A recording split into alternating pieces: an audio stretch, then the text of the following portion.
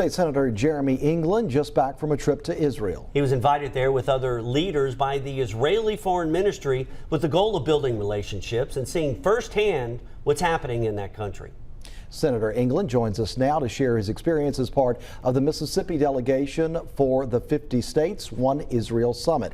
Jeremy, thanks for joining us. And so state leaders from across the country were brought together on this trip. What was your goal, do you feel like, or the purpose of the trip? That's right. So there were five individuals from each state, so 250 of us total, bipartisan, both Republicans and Democrats there, and it was pretty even on that front. The purpose was obviously to strengthen relations with Israel.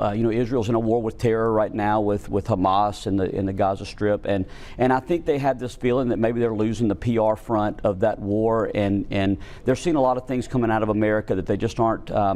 They wanted to make sure that they could bring us over there and keep relations strong with them, and it was a successful trip. Yeah, and a long-standing relationship with Israel.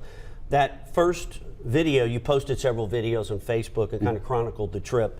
That first one, you getting off the plane and hearing air raid sirens, I think that pretty much says it all about that. Am I right? I mean, is that just kind of a microcosm of the way things are going? That's right. Well, and so, look, they said they had those about 3 times a week. And it was odd to me because I thought, if that happened here in America, our military would take care of that immediately. Right. And they have to have, white gloves on when they do everything over there. They're under the microscope on a lot of different things over there. But it was worrisome at first, but the calmness of the Israelis that are there. They're tough people, very hospitable people, kind of helped us stay calm during those times. Yeah, that is just weird, though, that you would hear it so much that it's nothing out of the ordinary. That's right. It's definitely a different way of life, and it's something that even the children are used to hearing. They know go immediately to the bunkers and shelter until they tell us the all clear is there. Yeah, now this ongoing conflict has been going on now for almost 2 years.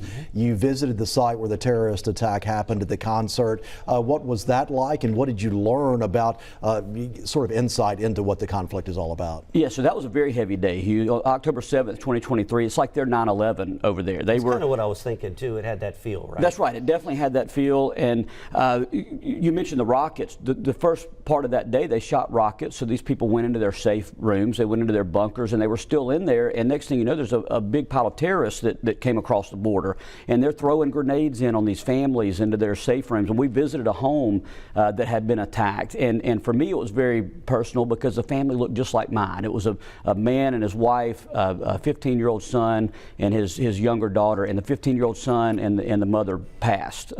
They were hit with grenade shrapnel and they died. And it was a very sad story, very touching. And they were just home on a holiday weekend. So they're dealing with terror over there. That's exactly what this was. It was a terrorist attack. And that's what I think they want us to remember, is that they're dealing with the same kind of situation we dealt with after 9/11, and they need to take care of business. They can't have somebody wanting to kill their people, especially living that close. I mean, it was within 6 miles at the time where we were. We heard the bombs going off in Gaza that day. See, that's got to be very, very alarming and alerting. But at the same time, this has been going on, this particular conflict, for a few years. But I'm sure the veteran people of Israel, they've grown up with this. These things flare up every now and then. This has been happening for, thousands of years now, in a sense, but maybe in the last century or so. And you get that feel like they just get used to it, or, you said they're very strong. Like, what do you feel like might be, as far as the people go, government you can't tell, but the people, the end game there? Yeah, so the unification, the unification we experienced after 9/11, we saw American flags flying everywhere. Yeah. Israeli flags are flying off almost every balcony over there. They're very strong, they're very resilient, and they're going to win this. Some high school seniors I had a chance to visit with, they're ready to go into the military. They said, they're fighting for their country there. And again, we were reminded that the people that want to kill, to wipe Israel off of the map, they're also chanting death to America, right? And we have to be aware of that, because that's technically the front line on a group of people that not just want to harm Israelis, but they want to come harm Americans as well.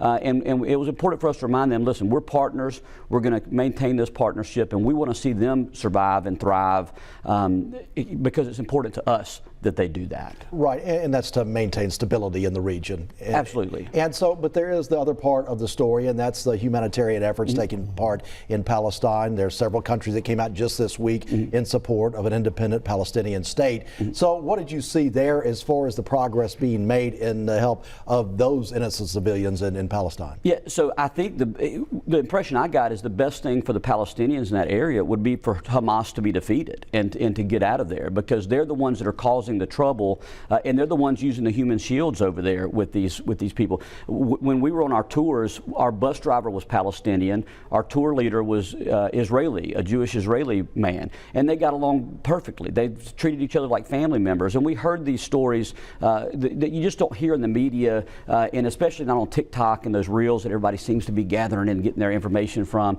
It's a very different situation. And we visited a startup center there with the technology and the innovations in cybersecurity and things like that. And they want to spread that to the Middle East, because a strong Middle East is important for Israel to be strong. And so they're inviting people in, trying to say, look, we can help you build, we can help you do this. They've just got to get these bad actors out of the way that are only interested in, Bill, what you mentioned, the 1,000-year battle they've been fighting over there, which is different. They got to get away from that mentality, I guess, on both sides, especially with Palestine, because it's obvious they want to be recognized. You heard the president this week talk about, hey, I'd love to see some kind of resolution. So what do you see, just from your trip? What do you see, just from your eyes, I guess, on that? So I think that they're making strides for that. And look, the other thing that we brought away from this is, look, this could end tomorrow. If Hamas released the hostages, by the way, my yellow ribbon I'm wearing is for the hostages that are there, still captive. They're still in these dungeons there. If Hamas would release those hostages, and if Hamas would just step out of power and let the Palestinians bring somebody else back in, this would be over. And I think that's the message President Trump has given as well. And I hope that's what we see, because stability in that area is going to be very important for all of us. All right, State Senator Jeremy England, thanks so much for coming by. This was great insight into what's happening over there. Seeing that through your eyes, we appreciate it. Hey, thank you very much for having me on.